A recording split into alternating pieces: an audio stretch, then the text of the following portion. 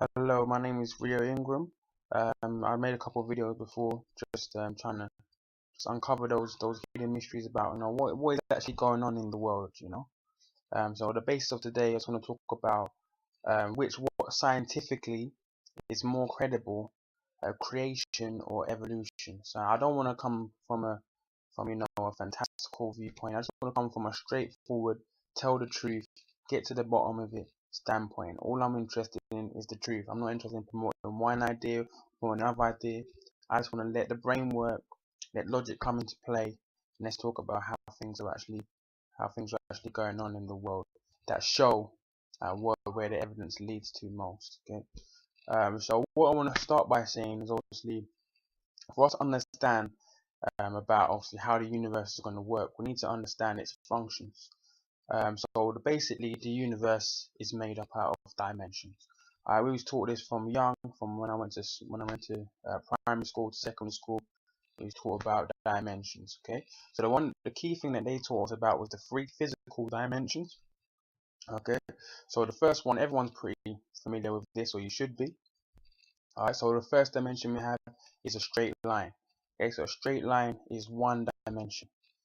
Okay, by putting straight lines together, so if we put four straight lines together, we'll have a flat surface. Okay, so that's two dimensions. And then if you put flat surfaces together, that creates three dimensions. That's when you have space. So space is the third dimension.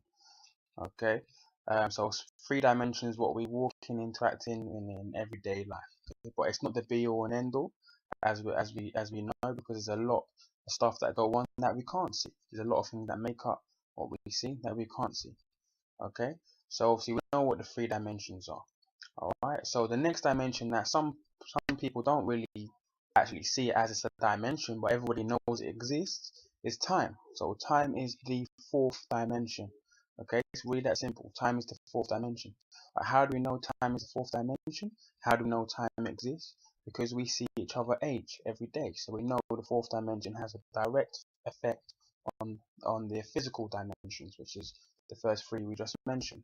Okay, so time has a direct effect on it. But even though we can't see time, we also know that if we travel through space, we're also traveling through time, because time is being spent every time we go somewhere. So every time we move, time is being spent. Okay, and it's also to validate this further, the scientific community actually does accept that time is the fourth dimension, as validated by one of the most famous guys who's ever lived, Albert Einstein. Okay, so he's the one that actually validated and said, yep, time is the fourth dimension. We can see it all around us. There's no disputing that time is the fourth dimension.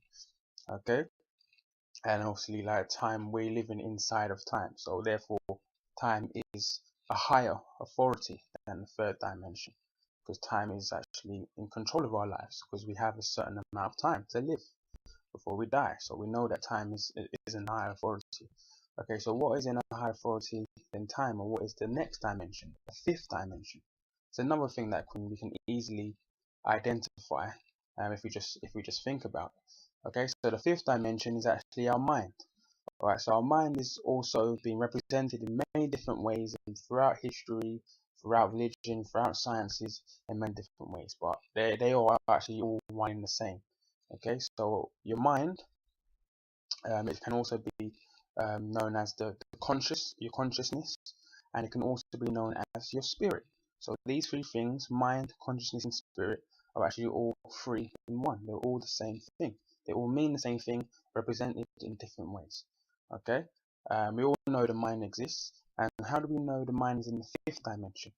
Okay, because the higher you go up the ladder, the higher you go up the dimensions, the control filters down. So okay, so the fourth dimension will control the third dimension, and the fifth dimension will control the fourth dimension, and the third dimension, and so on and so forth. So how do we see that in everyday life? We know because everything we do physically, every action we do, you have to think it first. It's really that simple. If I'm going to wave my hand around now, I have to think. I have to tell my hand to move around. For everything to work, everything that works physically, the mind has to operate it first. That's how you know the mind is a governing body over the physical, so you know it's in a higher dimension. So how do we know the mind is in a higher dimension than time? So why is time not in the fifth dimension? Why is the mind in the fifth dimension? Because the mind has control over time.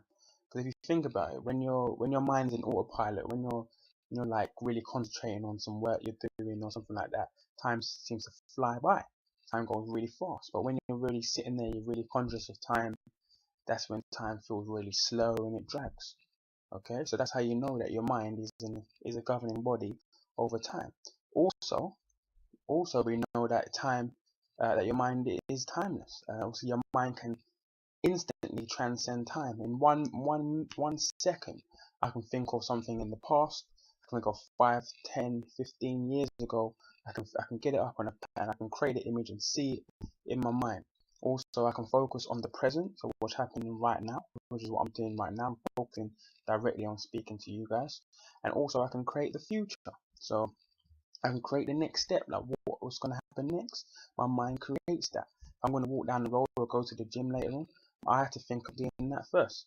So the mind creates the future. It's a creative engine. So therefore we know that the mind is on a higher dimension, or the spirit is in a higher dimension than time. Okay, so this is where we start to go beyond that. So other things that we also know to exist that we haven't mentioned yet, which are on the sixth dimension, is your soul. Some people dispute that the soul doesn't exist, but we do know the soul exists, because what is the soul? And how is it represented scientifically? It's represented by the subconscious. So your soul is only another representation of your subconscious, or the subconscious is another representation of the soul. They are one and the same thing. And how do we know that the soul exists? Through what some call the language of the soul, which is your feelings, your emotions. Okay, so obviously we know that emotions, they come from within. And how do we know that emotions come from a higher dimension than your thoughts? Because your emotions we don't really seem to be in control of our emotions. Our emotions kind of control us. Emotions are the foundation for every action. So say for example I'm feeling angry, that I'm then going to have angry thoughts, and then those angry thoughts are going to transfer into maybe violent actions or destructive actions. And the same way, if I'm feeling love, my thoughts are going to be happy. I'm going to have happy thoughts. I'm going to be having loving thoughts, and they're going to transfer into loving actions. So we see the control filters down through the dimensions. So it makes perfect sense that the emotions and the soul is on the sixth dimension. Okay, so because it controls literally everything, even in cells. I used to do cells. They say to you the best way to make cells is to try and get an emotional response. So once you get down to the deepest root of the being, which is the soul, which is their emotions, that is where you can actually start to control someone and start to dictate their behaviors and dictate what they're gonna do. Okay. And now, so this is where the last mystery is now, is that what is on the seventh dimension. Okay, so the seventh dimension is something that is at the moment outside of us. Like the seventh dimension is quite a mystery to us. It's that missing pillar.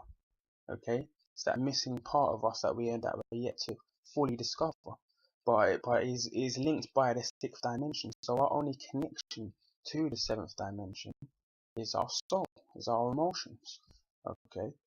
Just keep in mind as well, when we were taught in science, we were taught that if you was to be living on a second dimension, if I was a 2D being, I wouldn't be able to comprehend what a 3D being is like, because I can only see in 2D. Okay, so a three-dimensional being, I can only see a flat surface of that being. I won't be able to see the entire being. I won't be able to grasp its full magnitude. So the same way how we as three-dimensional beings can't see time or our minds or anything like that, it's the same way how if a being was to be living on a higher dimension, we wouldn't be able to see it. But it doesn't mean that it's not there. Well, how do we know it's there? Because we can feel it's there, because our emotions are the connection to the higher dimensions. Okay, so the seventh dimension does exist, and it is in fact the dimension of, it's the infinite dimension. It's in that dimension of infinite creation. It's the dimension where God exists. It's the dimension of eternity. Okay, and how do we know this is true? You might be thinking, oh, I just made that up. But how do we know this is true? Okay, because first of all, we have to go back to basic mathematics. So for life to exist in the first place, life has to have always existed. Okay, how do we know that? Because if we have the number zero, which is nothingness, in its essence, the number zero is nothingness. Times it with any number, nothingness will always be nothingness. Nothing will ever come out of nothingness. Okay, but when you have one, any number can come out of one. Anything is possible as long as you have one. So if that one, that first life, wasn't eternal and was ever able to die, then obviously life would go to nothing. It would go to zero. And therefore life wouldn't be possible. So we know that for life to exist, eternal life must also exist. Okay? This is just literally simple mathematics can show us this. Okay, so therefore we know that eternal life is actually a very logical possibility, because it has to be a possibility. Okay, so obviously this makes total sense as well when you come to the creation of the universe. Okay, as we know, everything that happens in our everyday lives is filtered down from the higher dimensions through to the lower dimensions. From us, we are six-dimensional beings at the moment, so our emotions control our minds, and our minds dictate and control our physical actions. Okay, so therefore, if we're going to look to the creation of the universe, then surely it has to have happened at a higher dimension. So it happened on the seventh dimension first, and then the other dimensions were created through and brought through to the physical dimensions. Okay, so this makes complete sense. And all I'd like to say is, if anyone wants to kind of present some arguments towards it, it does go a lot deeper than this. There's a lot of other ways how we can look to other sources to see why this is 100% fact. Okay, and actually why evolution is completely impossible, because evolution teaches that this nothingness created something, and then literally it's talking about the opposite. It's saying basically we started from the lowest of dimension, from literally like nothing, which is impossible in the first place, to becoming a straight line, or a dot first, then a straight line, in a living organism, to becoming, three-dimensional beings, to becoming primal animals, animalistic beings, to becoming intelligent and higher consciousness, or higher dimensional beings, which is absolutely impossible, because we know that the physical does not create your mind. Your mind creates the physical. We know this. I don't do something first and then think of it afterwards. I think of it first and then do it. Everybody knows that. So they're teaching you a backwards way of thinking, which is not, it's not even possible, let alone true. Okay, so that's what I wanted to say. So if anyone wants to present some arguments against it, or some kind of facts, or some kind of logic towards it, I'm very willing to listen to what you have to say. And I just want to have debate, and I just want to get the truth out there, pretty much. I'm not here to just try and I'm not biased towards anything. This is just my logical analogy of how life works, and obviously, like, this is being shown to me. And if you can present something that can counter this argument, I'll be more than willing to listen. Okay, so that's me. It's Bria Ingram, and I'll see you guys in a bit.